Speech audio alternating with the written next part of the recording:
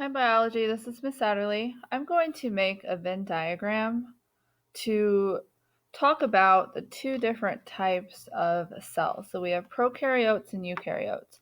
If you were in person on Tuesday, I went over this in class. If you are absent or you are an at-home learner, I'm going to do it now, and then you will have everything that you need to do. So we're going to start with,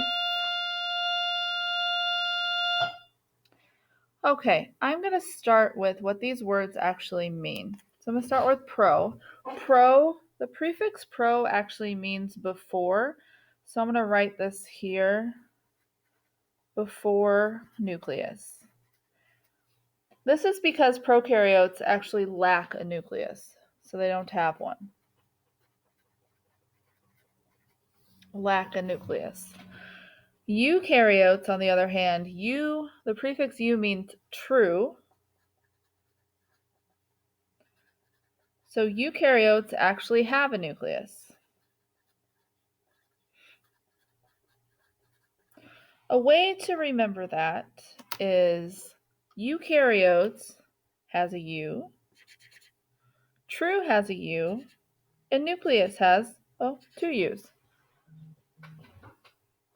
So eukaryotes have a nucleus.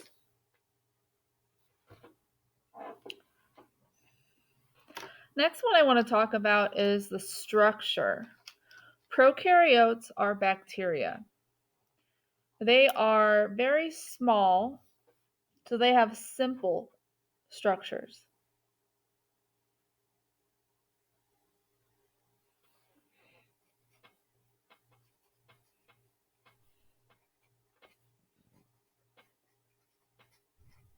And they're small in size. Now, to contrast that with eukaryotes are larger, so they actually have a more complex structure, where they're larger.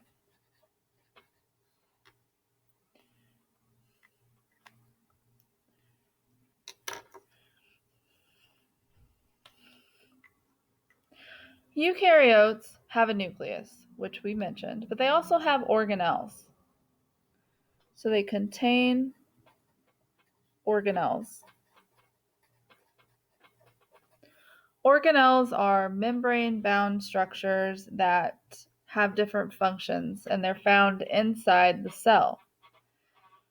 Since they have organelles and they have different functions, this allows eukaryotes to have specialized functions.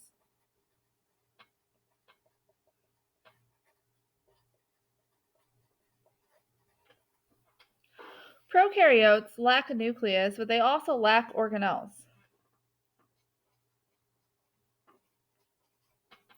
Except for ribosomes, but ribosomes are special. So they lack organelles, so this means they are unable to have specialized functions.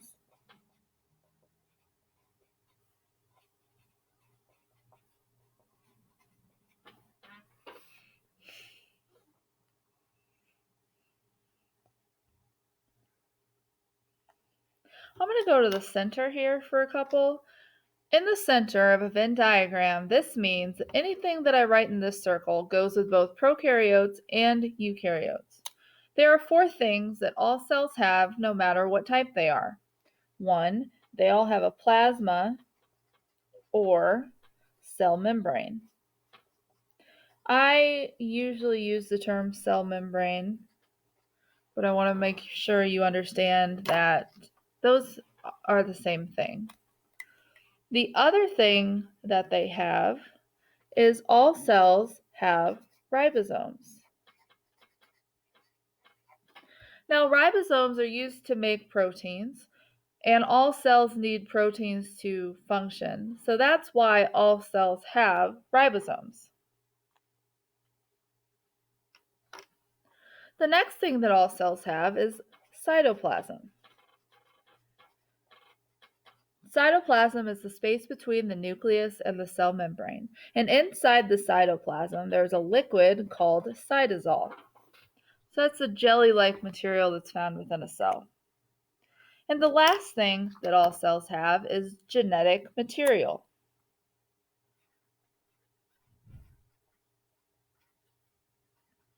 Now, genetic material can either be DNA or RNA. Most living things are going to have DNA. Now back to our compare and contrast here, I want to talk about DNA. So DNA inside eukaryotes is a double helix. And a double helix has a twisty structure like this. Now DNA is found within the nucleus. So I'm going to go ahead and add up here, contains DNA. So that's where the DNA is found. Now mitochondria, which is a type of organelle, also has a type of DNA that is used to produce different things. But mitochondrial DNA is not the same as regular DNA that's found in the nucleus. But a unique thing about mitochondrial DNA is actually it's passed from mother to child. So whatever mitochondrial DNA that you have, all of your siblings have the same one, and if your mother has sisters and their siblings or her children also have that same mitochondrial DNA. Prokaryotes don't have a double helix. A lot of them have something called a plasmid. Plasmid's something we've already mentioned, but that was in our first section, and a lot of the things we talked about we'll bring back in. So just to review, a plasmid is a circular structure of DNA. It's a circular ring.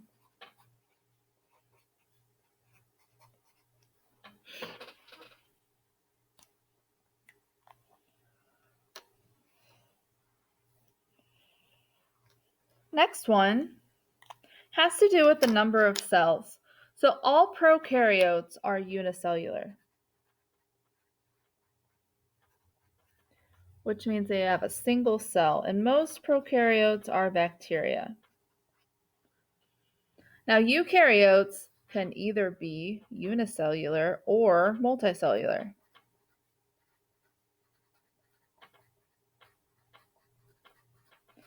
And eukaryotes include protists, animals, plants, and fungus.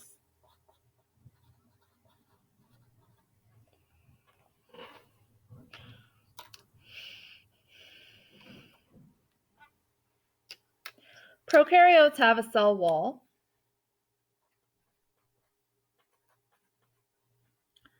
Eukaryotes, some have a cell wall.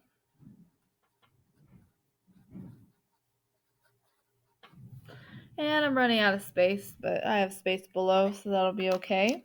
One of the last things I want to put is the first fossil is thought to be discovered at a certain time. Prokaryotes are much older than eukaryotes, it's thought. The first fossil for prokaryotes is 3.5 billion years old.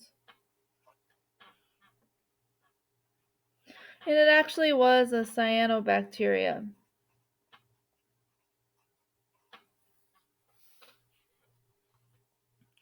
Eukaryotes, first fossil,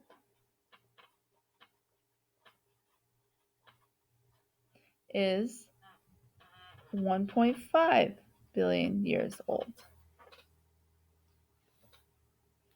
So this is a compare and contrast between prokaryotes and eukaryotes.